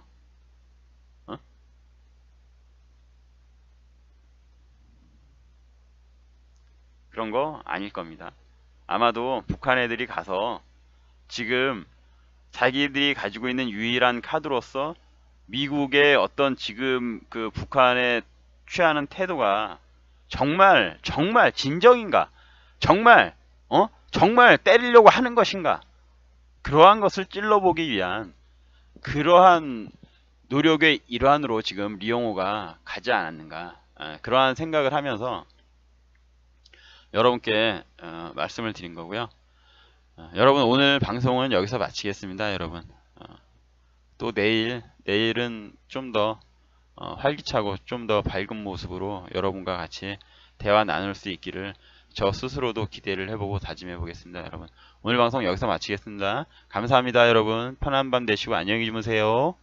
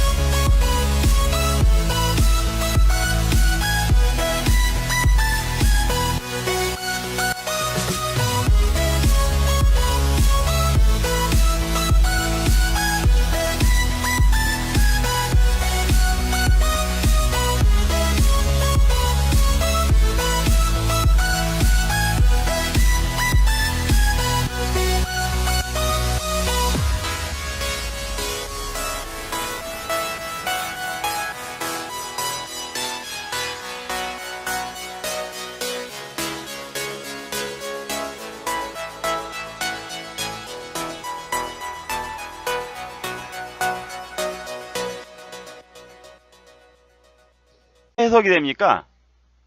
우리 그 구독자님들, 우리 동지님들은 이 내용에 있어서 어떤 해석을 하실 수 있어요? 자, 앞문장을 봅시다. 특사회담은 경제봉쇄로 공화국을 압살하기 위한 적들의, 그러니까 특사회담은 공화국을 압살하기 위한 적들의 비열한 책동을 무찌르기 위한 그러한 방편으로서 하는 거지. 그러니까 김정은이의 위대한 업적이라는 것은 김정은이의 기존에 북한 애들이 기존에 해왔던 그러한 그 국제사회의 압력이라든가 국제사회의 제재가 있을 때마다 얍삽한 잔꾀로서 정말 그 공산당 애들이 기존에 해왔던 그러한 전략에 의해서 뭔가를 주는 척하지만 그것은 진짜로 주는 게 아니라 겉껍데기만 주고 겉껍데기만을 준 것으로서 제재라든가 북한을 압살하기 위한 책동을 분쇄해 온 그러한 행동을 다시 하는 것이다라는 것을 이야기하는 것에 다름이 아닌 거죠. 그 위대한 업적 역시 마찬가지로 옛날과 같이 그렇게 무찌르기 위한 김정은의 위대한 업적이라는 거야. 특사회담이. 특사회담은 그러니까 바보 병신 같은 남한 애들이 자신 김정은의 위대한 업적에 희생되기 위한 그러한 것일 뿐이다라는 이야기를 지금 하는 거죠.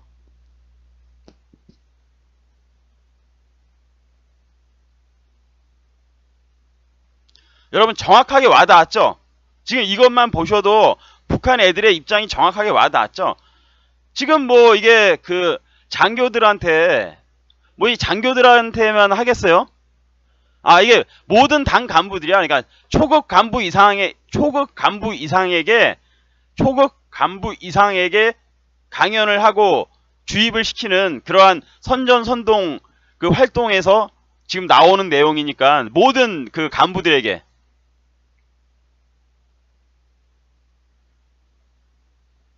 폭이 없는 거죠.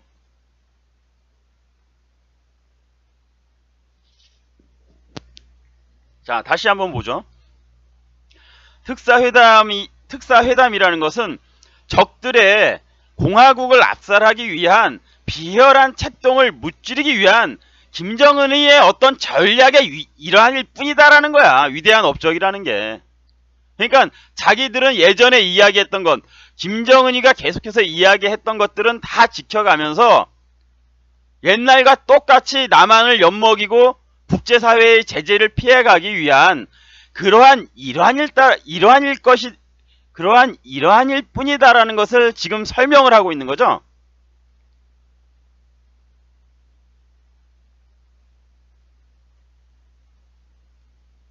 그리고 여기서 중요한 거는 북한 내에서도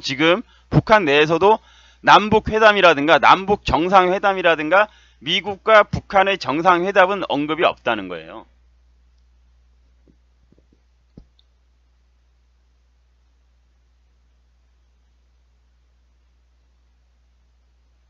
여러분, 제가 오늘 그 썸네일에 붙인 이미지가 왜 그렇게 올라갔는지 이제 이해가 되시죠?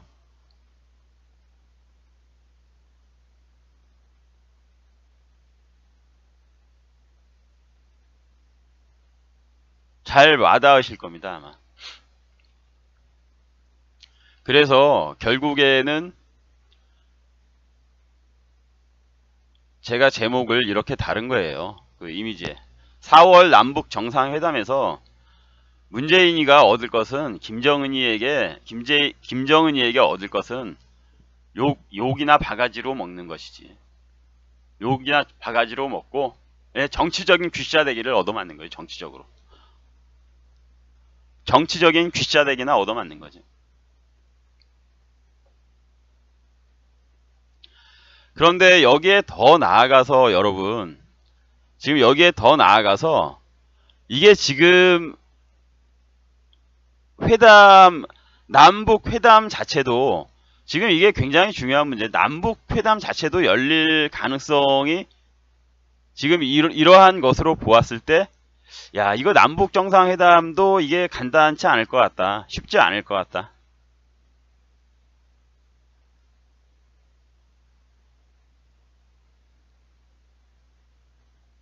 그렇게 느껴지시죠? 여러분도 느낌이 좀 오시죠? 아까 그런 내용을 보았을 때. 그러니까 강경화는 지금,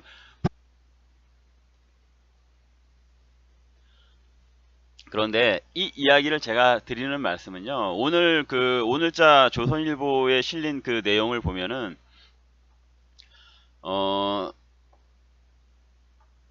북한에 그 25년 정도 이렇게 그 북한을 취재하고 그랬던 일본인 그 기자인데요. 이시마루 지로라는 기자예요. 이시마루 지로. 뭐 여러 가지 이야기하는 거는 뭐 너무 세세하게 이야기할 필요는 없는 것 같고요. 이 사람은 그 옛날에 그 좌익 운동을 했었던 친구고요. 그래서 뭐 우리나라 운동권에 대해서 뭐 그 일침을 가하는 그러한 그 내용도 있고 그런데요. 그건 뭐 다 생략하겠습니다. 뭐 여기서 오늘 제가 중요하게 생각한 건 다른 게 아니라 이 사람이 지금도 북한에 이시마루 지로라는 이 일본 기자가요. 놀랍게도 북한에 자신이 직접 돈을 주고 자신이 직접 돈을 지불해서 정보를 얻어내는 정보원이 북한 내에 10명이 있다라는 거예요.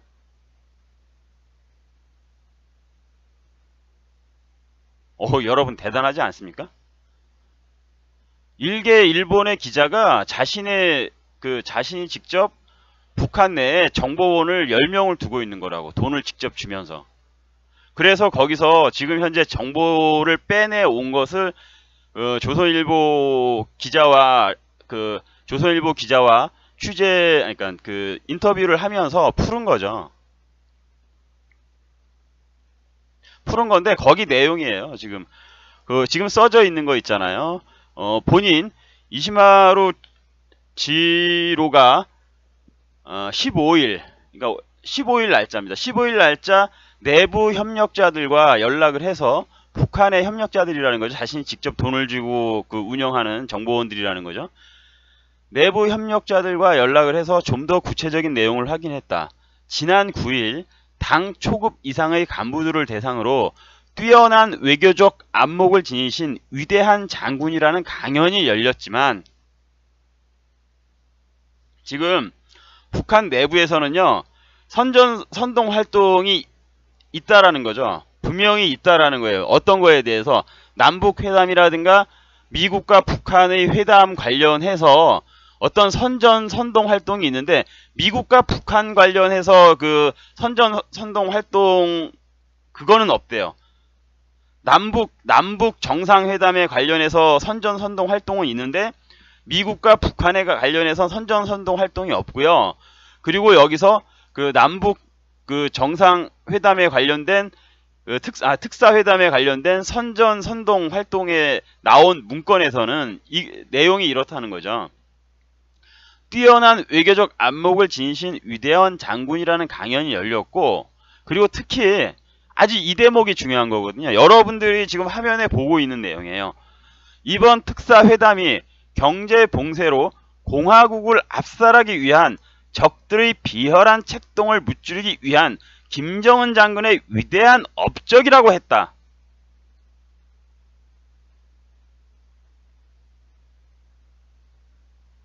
그리고 남북과 미국과 북한 정상회담에 대해서는 언급이 없었대요.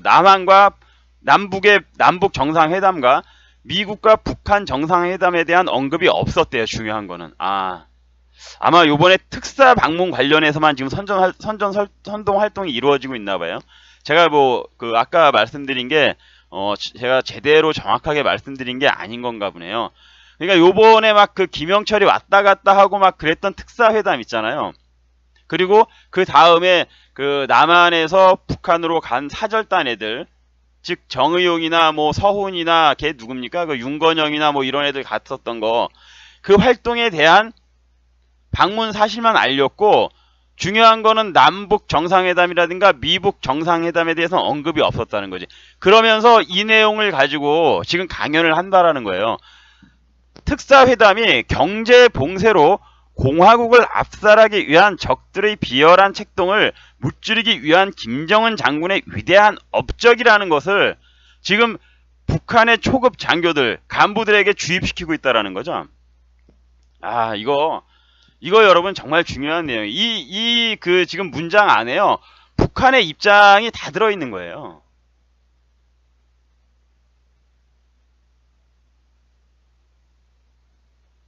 여러분, 지금 이 내용 안에요. 북한의 입장이 다 들어있는 거라고. 어떻게 북한 애들 속도 모르고 지금 남한은 완전히 그 트럼프의 그 함정에 걸려서 안짱다리 걸기에 걸려서 꼼짝도 못하고 국제사회에다가 백악관에서 다 공표를 해버렸잖아요. 그날 정의용이가 비행기 타고 날아가서 트럼프 만나갖고 트럼프가 그냥 바로 패스해. 야, 필요 없어. 가서 그냥 이야기해. 네가 갖고 온 거 그대로 이야기해. 하는 바람에 트럼프가 뭐 강요한 것도 아니고 지들이 가져온 거 그대로 해버렸으니까 국제사회에 북한의 완전한 비핵화를 약속해버린 꼴밖에는 안 되는 거죠. 그러니까 강경화도 미국에 가서 그런 말밖에 이제 할 수가 없는 거예요.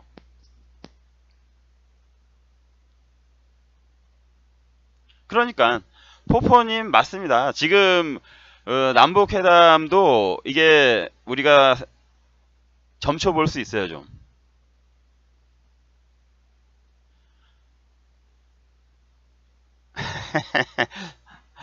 하나님 위대하신님, 그 제가 미국의 것을 갖다 정확하게 정밀하게 알 수는 없죠. 그런데 지금 현재 대한민국 돌아가는 꼴로 보았을 때는요, 미국 선거는 트럼프의 압승으로 끝날 것 같습니다. 하나님 위대하신님, 지금 남한에 돌아가는 꼴로 보았을 때, 동북아시아가 돌아가는 꼴로 보았을 때 트럼프가 역대 최고의, 미국에 있어서 최고의 대통령 자리를 넘볼 수도 있을 것 같아요.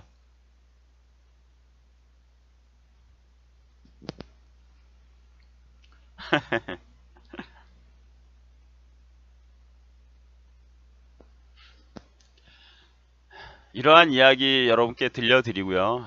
중요한 지금 포인트를 여러분께 말씀을 드렸어요. 북한에서 지금 어떠한 일이 일어나고 있는지에 대해서. 여러분, 이거 아주 핵심적인 사안입니다.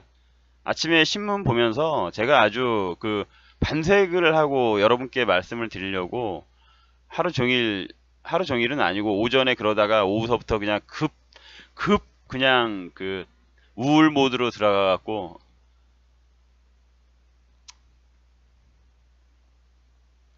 여러분께 좀 더 이야기를 잘해드릴 수 있는데 이 정도 하고 마치겠습니다.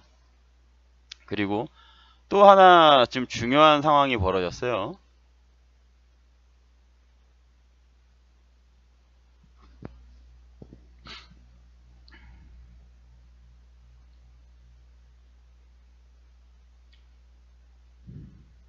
동시에 지금 이게 여러분 어떻게 흘러가시는지 느낌이 오셔야 돼요. 이게 지금 대만 여행법이라든가 이런 걸로서 지금 트럼프가 중국을 압박하고 인도에서는 인도의 모디 총리가 지금 제가 저번에 설명을 드렸죠. 인도가 지금 왜 저러는지, 인도가 전방위적으로 중국을 압박하는 이유가 뭔지. 지금 인도 완전히 살판 났습니다. 인도가 중국을 대체하게 될 거예요. 여러분, 인도가요 중국을 대체하게 될 겁니다. 미국은 지금 그렇게 가고 있는 것 같아요. 방향을 그렇게 잡았어요. 왜? 인도라는 나라가 훨씬 더 그 전 세계에 있어서 그 뭐랄까 경제를 부흥시키는 데 있어서 지금 메리트가 훨씬 더 있죠. 중국처럼 그렇게 포화 상태에 다다르지도 않았고 인건비가 올라가거나 그러지도 않았고, 더군다나 인도는 그래도 민주주의 국가입니다. 인도는 인구가 중국하고도 맞먹으면서 아직까지 개발될 여지가 더 많고요. 인건비도 싸고요. 그리고 정말 중요한 거는 미국하고 서로 협업이 잘 돼요. 인도는 영어권 국가잖아요. 영어를 많이 써요. 잘해요, 영어를. 인도의 상류층, 인도의 어느 정도 교육만 받았어도 영어를 잘한단 말입니다. 왜? 영국의 식민지를 거쳤잖아요. 영국의 식민지를 거친 상태이기 때문에 그 미국하고의 그 호환이 잘 되는 거야. 모든 면에 있어서. 그러한 전략으로서 지금 그 인도를 팍팍 밀어주고 있죠. 트럼프가. 그래서 그 인도는 거칠 게 없는 거예요. 저번에도 말씀을 드렸지만 바다면 바다, 그리고 육지에서 국경 분쟁이면 국경 분쟁, 조금도 물러서지 않잖아요. 그리고 모디 총리라는 사람의 특성을 제가 말씀을 드렸죠. 모디는 트럼프와 굉장히 유사한 사람이에요. 예전에 그 악수하는 모습이라든가, 그리고 또 모디 총리의 출신 배경을 제가 들어서 그 사람이 왜 야망이 많고 그 강한 어떤 그 리더십을 가진 사람인가에 대해서 예전 방송에서 제가 이야기를 했습니다. 한마디로 죽이 맞는 거죠.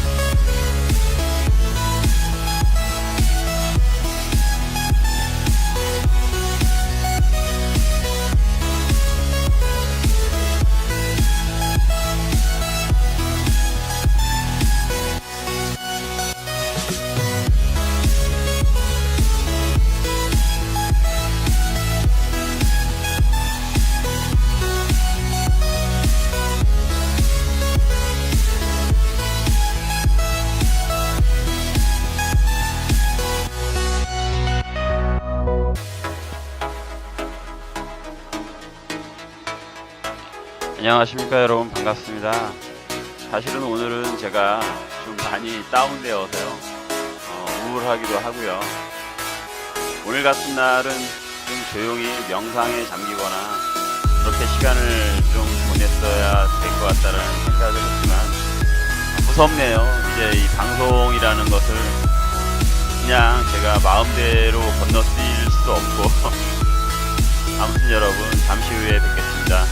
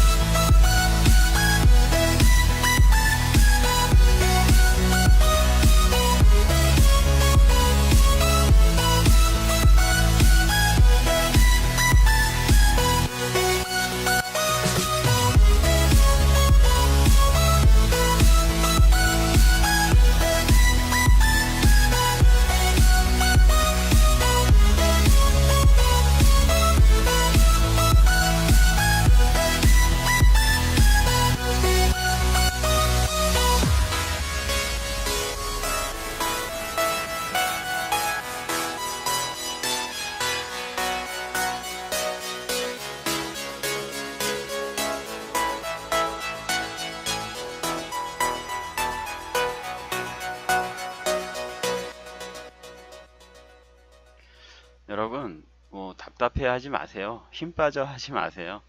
뭐 저라는 인간의 어떤 특징이니까요. 현실의 어떤 지금 우리 정치 환경이라든가 또 사실 이런저런 유력한 우파 농객들의 이러한 이야기들을 보면서 정말 좀 뭐라고 해야 될까요? 답답함을 느꼈어요. 그리고 또 저 자신도 남을 비판하고 비난한다라는 게 사실은 굉장히 많은 에너지를 소모하고 스스로에게도 상처를 내는 거거든요. 어, 잘 몰라서 그렇지 상처를 내는 겁니다. 자기 스스로에게도. 그래서 때때로 그럴 때가 있어요. 그런 게 좀 깊어지고 그런 게 좀 쌓였다고 생각이 되면 어, 기도하고 그럴 때는 기도하고 명상하면서 스스로를 좀 다시 되돌려 보고 다잡고 그러한 것이 필요한데 지금 사실 그런 때가 아닌가 그런 생각은 합니다. 하지만 요즘은 그럴 새가 없네요. 요즘은 그러지를 못하네요. 그게 참 아쉽다는 생각이 들고요. 어, 그런 생각과 마음 때문에 방송이 늦어졌다고 생각하시면 될 것 같습니다. 사실 오늘 오전서부터 여러분들께 아주 흥미롭게 들려드릴 이야기들은 준비를 해놨었는데요. 아, 좀 그렇게 막 다운되는 바람에 뭐가 뭔지 지금 모르겠습니다. 제가 말을 잘 못하더라도 이해해 주십시오, 여러분. 그러면 진행하겠습니다. 제가 그 어제 방송인가요? 어제 방송인가 그제 방송인가 보구나. 그제 방송에서 그 강경화는 아무 생각 없이 그냥 뭐 저거라 뭐 심부름꾼이라 그랬잖아요. 뭐 빵 셔틀처럼 시키는 대로 다 하는 그러한 외무부 장관인데 아무것도 모르고 지금 그 자기들의 그러니까 주인님 김정은이의 속이나 또 남한에서의 자기의 그 오너인 문재인이나 뭐 전대협 주사파 정권의 속은 모른 채 저렇게 어? 어떻게 표현해야 돼요? 밝은 얼굴이라고 해야 되나요? 밝은 얼굴로 미국에 가서 존 설리번 국무부 차관을 만나서 시키는 대로 다 이야기를 했죠. 시키는 대로 다 이야기를 했습니다. 무슨 이야기를 했나요?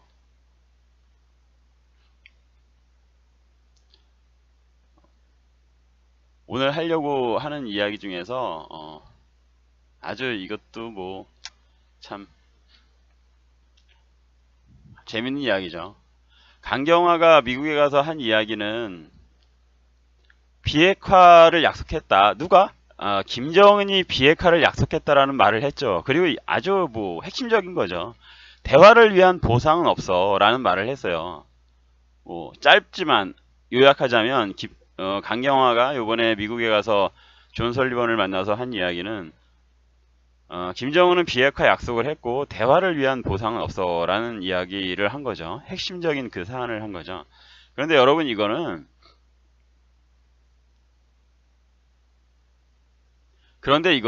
여러분 강경화는 저렇게 이야기했지만 북한의 김정은이나 남한의 그 전대합 주사파 애들은 똥줄이 타는 말이라고 제가 말씀을 드렸죠. 예. 그런데 이것이 드디어 국내 언론에 막 타고 터지는데 아주 뭐 일면에 나오거나 그러진 않더라고요. 아, 제가 드리고 싶은 말씀은요. 대한민국은 완전히 안다리에 걸려 들은 상태고요. 지금 대한민국 정부는요. 미국의 함정에 걸려 들어서 옴짝달싹 못하고 미국이 원하는 말밖에는 할 수 없는 상태가 된 거고요. 그래서 국내에 돌아와서도 언론에 저렇게 보도가 되고 있는 거고 미국에 가서도 그렇게 이야기를 할 수밖에 없었던 거예요. 어, 제대로 걸려 들은 거죠.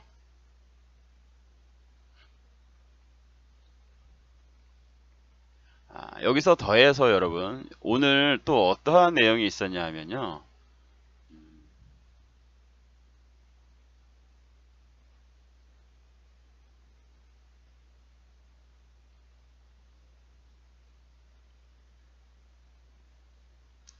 요거 아주 중요한 내용이에요. 이 조선일보 아침에 제가 딱 신문을 받아보면서 굉장히 인상 깊게 읽었던 내용인데요. 지금 그 제가 대한민국 기자하고 일본의 기자들에 대해서 비교를 해서 말씀을 드린 적이 여러 번 있었죠. 일본의 기자는 뭐 그 2차 대전 이후로 2차 대전 때가 아니라 2차 대전 이후로 지금까지 그 종군 기자로서 전쟁이 벌어지거나 분쟁이 벌어지는 지역에 직접 들어가서 취재를 하다가 죽은 사람이요 10명이 넘어요. 10명이 넘는 게 뭐예요? 2차 대전 이후서부터 일본의 평화 시기를 전체적으로 다 합쳤을 때는 진짜 뭐 가늠이 잘 안 될 것 같은데요. 뭐 제가 정확한 건 아닙니다. 근데 근래의 어떤 기준으로 이렇게 이야기를 하면은 지금서부터 거슬러 올라가서 한 20년 정도 거슬러 올라가면 지금서부터 20년 전까지로 보면 한 10명은 넘고요. 확실하게 10명이 넘고요. 10명이 넘을 겁니다. 그리고 뭐 2차 대전 이후로 지금까지 본다라면 뭐 얼마가 되겠어요? 거의 한 뭐 그 숫자가 그 20년 내에 그 정도 되는 걸로 봤을 땐 배 이상은 되지 않겠어요? 그런데 대한민국 기자는 그 전쟁 지역에 가서 뭐 좋게 이야기합시다. 돌아가신 분 한 분이나 있나요? 종군 기자로 가셔서 뭐 어떻게 뭐 크게 다쳤던가 뭐 이러한 이야기를 들은 적도 우리는 한 번도 없죠.